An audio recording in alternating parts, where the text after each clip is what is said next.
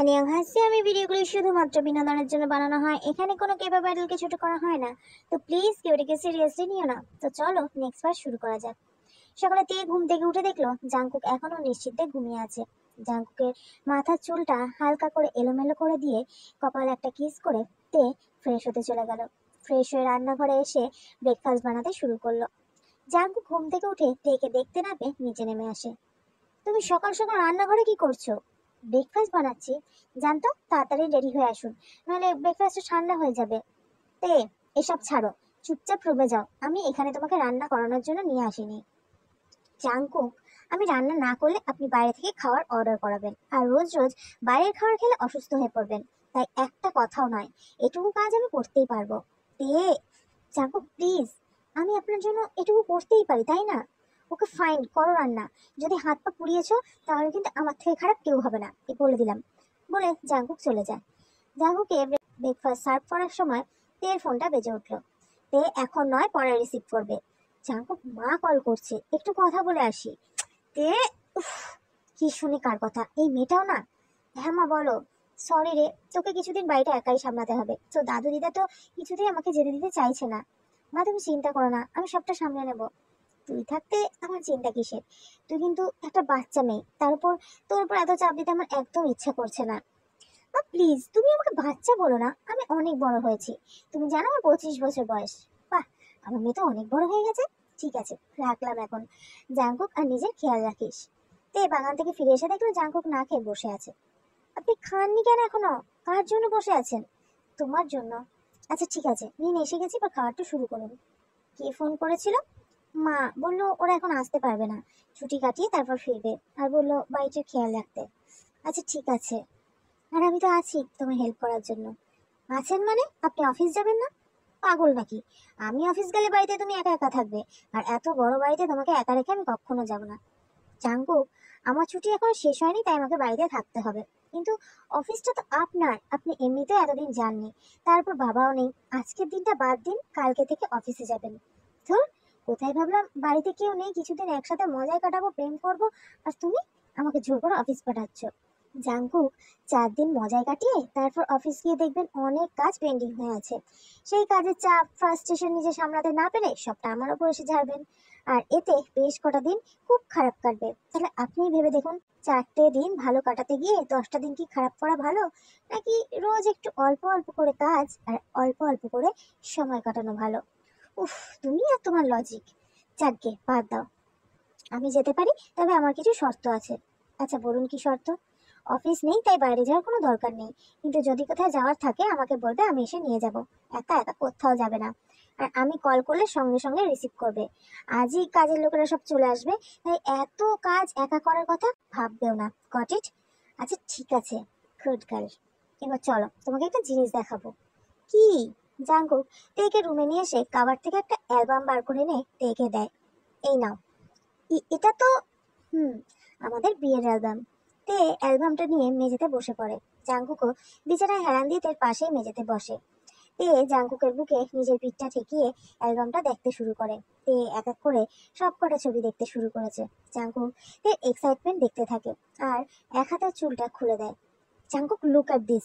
আপনার পিঠটা দেখুন, আপনাকে কেমন গোমরা মুখো লাগছে। খুব হাসি পাচ্ছে তাই না? বলে তেকে পিছন থেকে জড়িয়ে ধরে। জাংকুক তিনি চুলে মুখ ডুবিয়ে ওকে পিছন থেকেই জড়িয়ে রাখে। কি হচ্ছে কি জাংকুক? কিছু না। জাংকুক প্লিজ বলুন, আপনাকে দেখে খুব চিন্তিত লাগছে। তোমাকে একা বাড়িতে রাখতে মন চাইছে না। তে অ্যালবামটা রেখে জাংকুকের দিকে ঘুরে বসলো। আপনি কেন এত চিন্তা করছেন বলুন তো? আমি জানি না। আমার দিকে তাকান। আমি বললাম তো আপনাকে কল করব, আর কল রিসিভও করব। হুম ঠিক আছে, এবার আপনি একটু রেস্ট নিন, আমি একটু কিচেনে কাজ সেরে আসি। প্লিজ এখন না। আচ্ছা ঠিক আছে, মেঝে থেকে তো উঠুন। তে বিছানায় বসতেই জাংকুক তের কোলে মাথা রেখে বিছানায় শুয়ে পড়ে। তে জাংকুকের মাথায় হাত বুলাতে বুলাতে দেখে জাংকুক ঘুমিয়ে পড়েছে।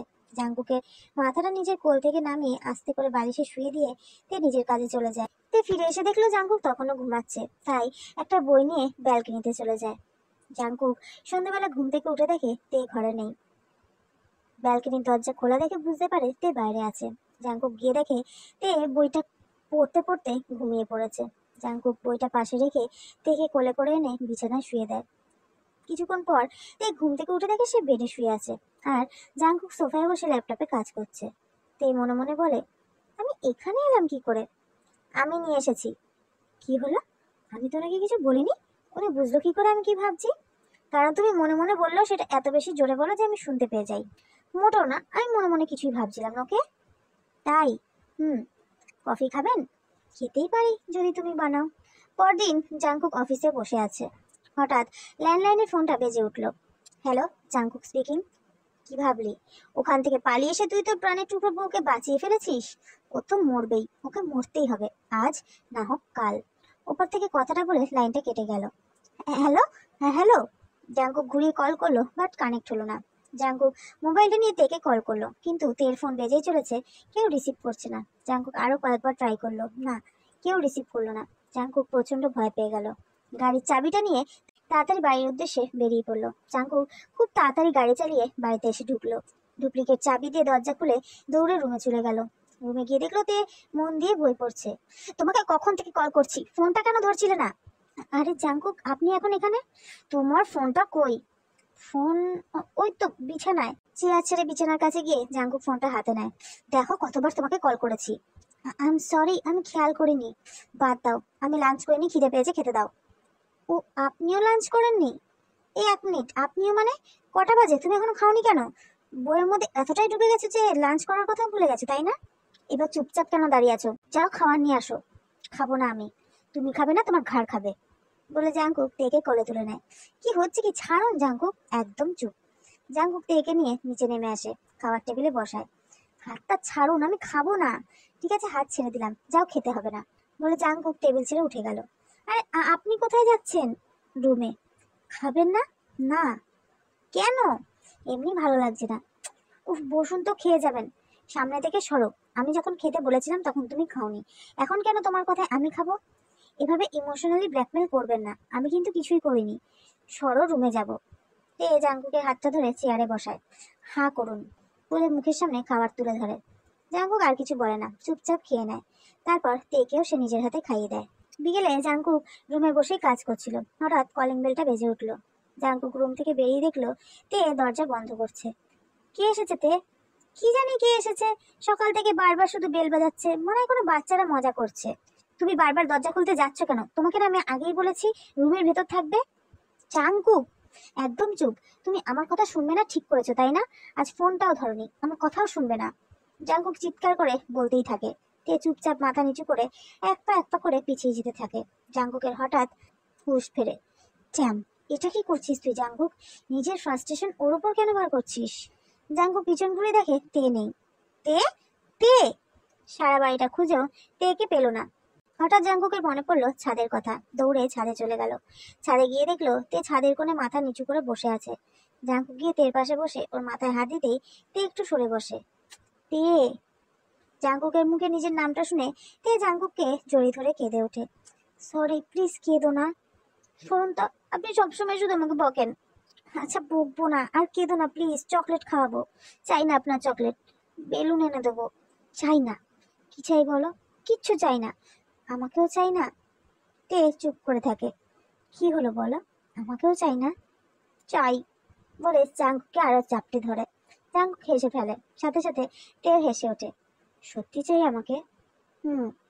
তাহলে এক কাজ করা যেতে পারে, কাল থেকে তুমি আমার সাথে অফিসে যাবে, যতদিন না তোমার অফিস ছুটি শেষ হচ্ছে। আমি ওখানে গিয়ে কি করবো জাঙ্কুক? নিজের বাবার অফিসে গিয়ে যেটা করতে সেটাই করবে। কাজ করানোর জন্য নিয়ে যাচ্ছি না, সারাদিন বাড়িতে একা একা থাকো তাই নিয়ে যাচ্ছি। হ্যাঁ, আপনি সারাদিন আপনার কাজ আর মিটিং নিয়ে ব্যস্ত থাকবেন, আর আমি ওখানে বসে বসে মাছি মারবো, তার থেকে আমি বাড়িতেই ভালো, বই পড়বো, আমার টাইম পাস হয়ে যাবে। তুমি কাল আমার সাথে যাচ্ছ আর এটাই final, and I don't want any argument, got it? আচ্ছা ঠিক আছে। এই সারাদিন এত কি বই পড়ো বলো তো? আমার প্রিয় গল্প, হৃদমোহিনী। আমাদের গল্পটার থেকেও বুঝি ওই গল্পটা বেশি সুন্দর। ওই গল্পটা ওর নিজের জায়গায় সুন্দর, আর আমাদের গল্পটা আমাদের জায়গায় সুন্দর। কারোর সাথেই কাউকে তুলনা করা যাবে না। বাবা, এইটুকু পিচ্ছির কত জ্ঞান! আমি মোটেও পিচ্ছি নই। তাই নাকি? জাঙ্কুক হাসতে হাসতে কথাটা বলে। তে জাঙ্কুকে হাসতে দেখে রেগে গিয়ে তাকে মারতে থাকে। আরে মারছো কেন? আমি তো ইয়ার্কি করছি। এভাবে বদমাইশি খুনসুটিতে আর ভালোবাসার মধ্যে দিয়ে সেদিনটা কাটলো। পরদিন থেকে তেও জাঙ্কুকের সাথে তার অফিসে যেতে লাগলো। এভাবেই চলছিল। দেখতে দেখতে ভাইফোঁটা চলে আসে। তে নিজের বাড়িতে আসে সুগাকে ফোঁটা দেওয়ার জন্য। ন্যান্সিও জাংকুককে ইনভাইট করেছে। জিমিনও সাথে এসেছে। জাংকুক অফিস গেছে, ফেরার পথে এ বাড়িতে চলে আসবে। তে এসে ন্যান্সি জিমিনের সাথে গল্প করছে। কিরে, ভাই কোথায় রে? একটু বেরিয়েছে, বলো তো তাড়াতাড়ি চলে আসবে। দিদি ভাই, তোমার ফোনটা বাজছে, নাও। ওহো, জিজি ফোন করেছে মনে হচ্ছে। তোকে ছাড়া থাকতে পারছে না। উফ, চুপ কর তো। ও ফোন করেনি, একটা আননোন নাম্বার। হ্যালো, তোর ভাই আমাদের হেফাজতে আছে, যদি বাঁচাতে চাস তো চলে আয়, ঠিকানা মেল করে দিচ্ছি। Hello, hello. তে দৌড়ে রুমে গিয়ে গানটা লোড করে নিচে নেমে এলো। দি, এত রাতে কোথায় যাচ্ছিস? ভাইকে কেউ কিডন্যাপ করে নিয়ে গেছে, আমি যাচ্ছি ওকে ছাড়াতে। আর হ্যাঁ, আমি না আসা পর্যন্ত তুই কিন্তু কাউকে কিচ্ছু জানাবি না। তে দৌড়ে বেরিয়ে গেল। যাওয়ার সময় সুগার বাইকটাও নিয়ে গেল। তে বেরোনোর কিছুক্ষণ পরেই সুগা গাড়ি নিয়ে বাড়ি ফিরলো। দাদা ভাই, তুই এখানে? তুই কিডন্যাপ হসনি? কি সব যাতা বলছিস? আর দিদি চলে এসেছে? দিদি তো তোকে বাঁচাতে গেছে। কি? এই ভালো করে বল তো কি হয়েছে? দিদিকে কেউ কল করে বললো তোকে নাকি কেউ কিডন্যাপ করেছে, আর তোকে বাঁচাতে দিদি বেরিয়ে পড়েছে। ও শিট, ওরা আবার দিদি পেছনে পড়েছে। ন্যান্সি তাড়াতাড়ি ফোনটা বের করে জাংকুককে ফোন করে। হ্যালো জিজু, কি হয়েছে, কাঁদছো কেন ন্যান্সি? ন্যান্সি পুরো ঘটনাটা খুলে ফেলে। কি বলছো কি? আমি এখনই আসছি, তুমি সুগাকে বলো আমার জন্য ওয়েট করতে। জাংকুক তাড়াতাড়ি করে সুগার সাথে কন্ট্যাক্ট করে। সুগার মেসেজ অনুযায়ী সে লোকেশনে পৌঁছায়, সাথে কমিশনারকেও ডেকে নেয়। যদিও তারা এখনো আসেনি, জাংকুক ঠিক করলো একাই বাড়ির ভেতরে যাবে। জাংকুক ভেতরে যেতে গিয়ে দেখলো বাইরে অনেক লোক পাহারা দিচ্ছে। এদের চোখ এড়িয়ে ভেতরে যাওয়া সম্ভব নয়। জাংকুক বাড়ির পিছন দিয়ে জানালাটায় হালকা ফাঁকা করে দেখলো তের হাত পা বাঁধা অবস্থায় চেয়ারের সাথে বসিয়ে রেখেছে। ওর সামনে একজন বসে আছে, আর তার মুখটা দেখা যাচ্ছে না। তের দিকে বন্দুক তাক করা। জাংকুক শোনার চেষ্টা করলো ভেতরে কি কথা হচ্ছে। আজ তুই মরবি, কেউ আসবে না তোকে বাঁচাতে। আমাকে মারতে পারলে মেরে দেখা। চুপ, তুই কি ভাবছিস ওরা তোকে মারতে পারেনি বলে আমিও পারবো না? তুইও কি ওই বসেরই লোক? হ্যাঁ, বস তোর বডিটা দেখতে চায়। তোদের বস তো খুব ভীতু, প্রত্যেকবার একটা করে লোক পাঠিয়ে দেয়। ক্ষমতা থাকলে নিজের সামনে আসুক আর মেরে দেখাক। বস আসবে তোর মতো একটা পিচ্চি মেয়েকে মারতে? এই তোদের বস তোদের কি করে পুষছে বলতো? আমি হলে তো এতদিন দূর করে দিতাম, কোনো কাজেই না তোরা। একটা মেয়েকে মারতে তোদের এত কাঠখড় পোড়াতে হচ্ছে। তুই কিন্তু বেশি বাড়াবাড়ি করছিস। বাড়াবাড়ি কি আর দেখলি, দেখাবো বাড়াবাড়ি, তারা একটু। একবার শুধু বসের অর্ডারটা আসতে দে, তোর মাথা গরম করান আমি বার করছি, একেবারে কুচি কুচি করে কাটবো। কথাটা বলে লোকটা বাইরে বেরিয়ে গেল। এই মেয়ে পাগল হলে নাকি? কেন জেনে বুঝে ওকে রাগাচ্ছিলে? লোকটা বেরিয়ে যেতে জাংকুক জানলা টপকে ভেতরে ঢুকে তেল বাঁধন খুলতে খুলতে বলল, আপনি এখানে কেন এসেছেন? যান এখান থেকে, আমি সবটা সামলে নেব। চুপ, সুগার ঠিকই বলে, তুমি খুব বার বেড়েছো। একবার শুধু তোমাকে বাড়িতে নিয়ে যেতে পারি, তারপর তোমার জীবন নিয়ে খেলা বার করব। তে উঠে দাঁড়াতেই দেখে সেই লোকটা আবার ফিরে আসছে। তে দেখতে পেয়ে জাংকুককে টেনে এক সাইডে নিয়ে এসে দাঁড় করায়। কি করছো কি? চুপচাপ এখানে দাঁড়িয়ে থাকবেন যতক্ষণ না আমি বলবো। তে জাংকুককে ওখানে রেখেই সেই সামনের লোকটার দিকে এগিয়ে যায়। কে, আমাকে খুঁজছিলিস? এই দেখ আমি। তোকে কে খুলে দিল? রাখি ভরি মারে কে? একটা কথা হয় জানিস তো, তোকে তো আমি। লোকটা মারতেই যাবে তার আগেই তে মারামারি করতে শুরু করলো। বাইরে থাকা সমস্ত গুন্ডাগুলো এগিয়ে এলো তেকে মারার জন্য। তে খুব ইজিলি ওদের সাথে মারামারি করছিল। তখনই তে ওয়াচে একটা সিগন্যাল এলো আর বুঝতে পারলো বাইরে পুলিশ ফোর্স এসে গেছে। তে নিজের ওয়াচ নিয়ে সিগন্যাল পাঠালো ওদের ভিতরে আসার জন্য। মুহূর্তেই তারা ভিতরে চলে আসে। জাংকুকও তখন আড়াল থেকে বেরিয়ে আসে। পুলিশ ফোর্স এক এক করে আধমরা হয়ে যাওয়া গুন্ডাগুলোকে তুলে নিয়ে যেতে লাগলো। সুগা আর কমিশনার কথাই বলছিল, তখনই শুনতে পেল একটা গুলির আওয়াজ। তে জাংকুকের সাথে বেরিয়ে আসছিল। তখনই ওর মনে পড়লো সেই লোকটা কোথায় গেল। পিছন ফিরে আবার পুরো রুম ঘুরে দেখলো, কেউ নেই। আবার জাংকুকের কাছে ফিরে আসতে গিয়ে দেখলো লোকটা জাংকুকের পেছনে দাঁড়িয়ে জাংকুকের দিকে বন্দুক তাক করে দাঁড়িয়ে আছে। তে দৌড়ে গিয়ে জাংকুকে ধাক্কা মেরে সরিয়ে দেয়। গুলিটা এসে লাগে তের বুকে। সুগা গুলির আওয়াজ পেয়ে ভিতরে আসতে গিয়ে দেখে একজন দৌড়ে পালিয়ে যাচ্ছে। তাকে ধরে পুলিশের হাতে তুলে দেয়। তে তে তে তাকাও আমার দিকে। সুগা দৌড়ে এলো। দিদি, দিদি তাকা। জাঙ্কুক, বলতে বলো, কিচ্ছু হবে না তোমার। আপনাকে একটা কথা বলা হয়নি, বলেও না তে। I love you. কথাটা বলার সাথে সাথেই তে নিস্তেজ হয়ে গেল। জাংকুক তে নিস্তেজ হওয়া শরীরটাকে জড়িয়ে ধরে কেঁদে উঠল। জিজু, এটা কাঁদার সময় নয়, চলো দিকে হসপিটালে নিয়ে যেতে হবে। আমি গাড়ি আনছি, তুমি ওকে নিয়ে আসো। জাংকুক থেকে কোলে তুলে গাড়িতে নিয়ে বসালো। সুগা ড্রাইভিং সিটে বসে গাড়ি চালাতে শুরু করলো। গাড়ি হসপিটালের সামনে এসে থামতেই জাংকুক আর সুগা মিলে তেকে অ্যাডমিট করায়। ডক্টর সিরিয়াস অবস্থা দেখে অপারেশনের ব্যবস্থা করে। জাংকুক চুপচাপ অপারেশন থিয়েটারের বাইরে দাঁড়িয়ে রয়েছে পাথরের মতো। নিজের সাদা পাঞ্জাবিটা তের রক্তে লাল হয়ে রয়েছে। কিছুক্ষণের মধ্যেই তের আর জাংকুকের বাড়ির সবাই এসে হাজির হয়। তের মা তো কেঁদে কেঁদে নিজের অবস্থা খারাপ বানিয়ে ফেলেছে। দাদা ভাই, জাংকুক এখনো চুপচাপ আগের মতোই দাঁড়িয়ে আছে। দাদা ভাই, কথা বল, সব আমার জন্য হয়েছে। ও ও আমাকে বাঁচাতে গিয়ে এটা করলো। তুই ভুল ভাবছিস দাদা ভাই, এ তোর জন্য কিছু হয়নি। 2 ঘন্টা পর অপারেশন থিয়েটারের লাইটটা অফ হলো। ডক্টর বেরিয়ে আসতেই সবাই তার কাছে গিয়ে দাঁড়ালো। এখন কেমন আছে? গুলি বের করে দিয়েছি, কিন্তু 48 ঘন্টার মধ্যে জ্ঞান না ফিরলে আমরা আর কিছু করতে পারবো না। বুঝতেই তো পারছেন, গুলিটা বুকে লেগেছিল। ভাগ্যে ভালো যে হার্টের কোনো ক্ষতি হয়নি। ডক্টর, আমি কি ওকে একবার দেখতে পারি? ওনাকে এখনই শিফট করা হবে কেবিনে। একজন অবশ্যই থাকতে পারেন, তবে ওখানে ভিড় জমাবেন না আর কান্নাকাটিও করবেন না। জিজু, তুমি বাড়িতে যাও, তোমার একটু রেস্টের দরকার। আমরা তো সবাই আছি, কাল দেখা করবে না হয়। না সুগা, তুমি ওদের নিয়ে বাড়িতে চলে যাও, আমি এখানেই থাকবো। আমি বাড়ি গেলে ওকে ছাড়া ঘুমাতে পারবো না, প্লিজ আমাকে ওর সাথে থাকতে দাও। আচ্ছা জিজু, শান্ত হও, তুমি থাকো এখানে, কোনো দরকার হলে কল করো। সুগা সবাইকে নিয়ে বাড়িতে চলে যায়। জাংকুক তের কেবিনে ঢুকে দেখলো তেকে স্যালাইনে রক্ত দেওয়া হচ্ছে। খুব ভালো লাগছে তাই না এভাবে শুয়ে থাকতে?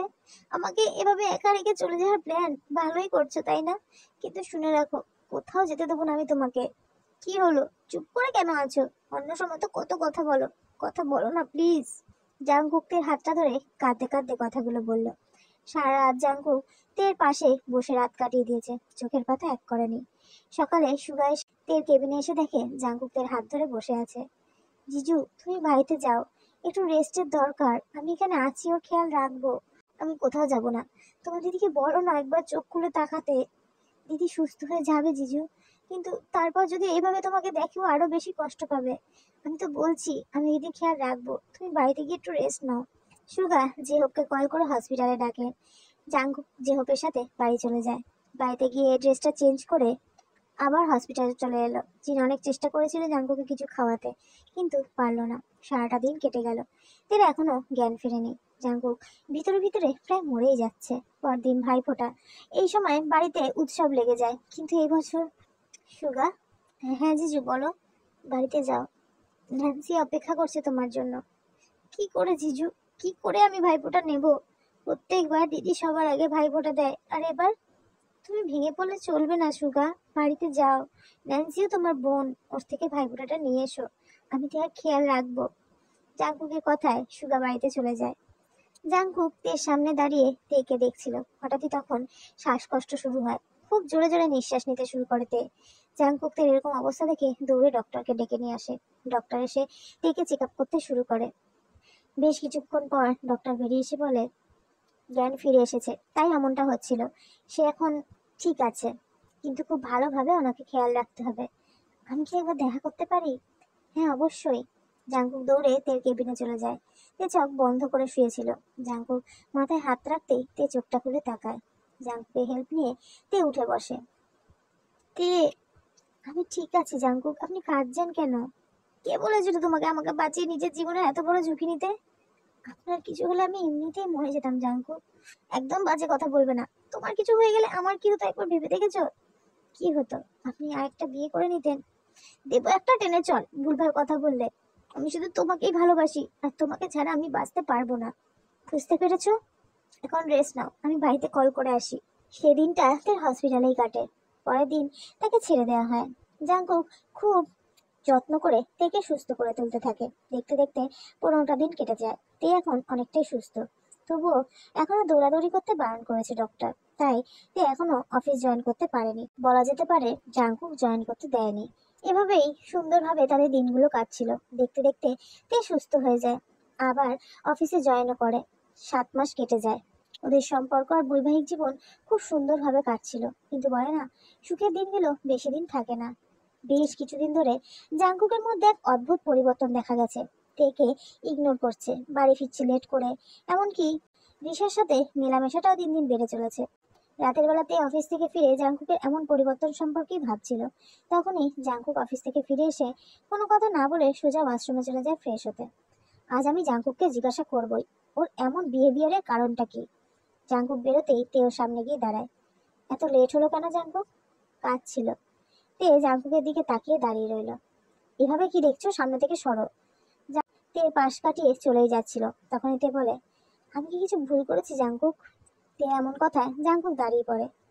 আমি যদি কোনো ভুল করে থাকি আপনি আমাকে বলতে পারেন, কিন্তু প্লিজ আমার সাথে এমন বিহেভ করা বন্ধ করুন, আমি সহ্য করতে পারি না। জাংকুক চুপচাপ দাঁড়িয়ে রইল। কেন করছেন আমার সাথে এমন? আপনি কি আমাকে আর ভালোবাসেন না? আপনি তো বলেছিলেন আপনি নাকি আমাকে ছাড়া থাকতে পারবেন না, তাহলে কোথায় গেল সেই ভালোবাসা? সবটা কি শেষ হয়ে গেছে? হ্যাঁ, শেষ হয়ে গেছে। তের দিকে না তাকিয়ে জাংকুক কথাটা বলল। কথাটা শুনে তে দৌড়ে রুম থেকে বেরিয়ে ছাদে চলে যায়, আর ছাদে দোলনায় বসে কাঁদতে কাঁদতে ঘুমিয়ে পড়ে। এদিকে জাংকুক নিচে নামতে নামতে সারা বাড়িতে চোখ বোলাচ্ছিল। কিরে, কাকে খুঁজছিস? কাউকে না। খেতে বস। না, খাবো না, খিদে নেই। জাংকুক আর কোনো কথা বলতে না দিয়ে চটপট উপরে চলে যায়। ছাদে গিয়ে দেখে তে দোলনায় ঘুমিয়ে পড়েছে। ওর চোখের পলকগুলো ভিজে গেছে, বোঝা যাচ্ছে কতটা কেঁদেছে। জাংকুক তের পাশে বসে ওর মাথাটা নিজের কাঁধে রাখে, আর চোখে আলতো করে চুমু খায়। কেন কাঁদছো তে? আমি যে তোমার চোখের জলটা দেখতে পারি না, আর ইচ্ছে থাকা সত্ত্বেও তোমার চোখের জল বুঝতে পারবো না আমি। তুমি জানো না আমি কত কষ্টে নিজেকে তোমার থেকে দূরে রেখেছি। তোমার বিরুদ্ধে হওয়া সমস্ত ষড়যন্ত্রের বদলা নিয়েই আমি ছাড়বো। তার জন্য কিছুদিন তোমাকে এই কষ্ট সহ্য করতেই হবে। তারপর ওকে কোলে তুলে নিয়ে নিজের বুকের উপর শুয়ে দিল। শক্ত করে জড়িয়ে ধরে সারা মুখে কিস করলো। I love you, I love you জান। তোমার জন্য আমার ভালোবাসা কখনো শেষ হবে না, আই প্রমিস। সকালে ঘুম থেকে ওঠার আগেই জাঙ্কুক উঠে রুম থেকে বেরিয়ে যায়। So guys, that's for today.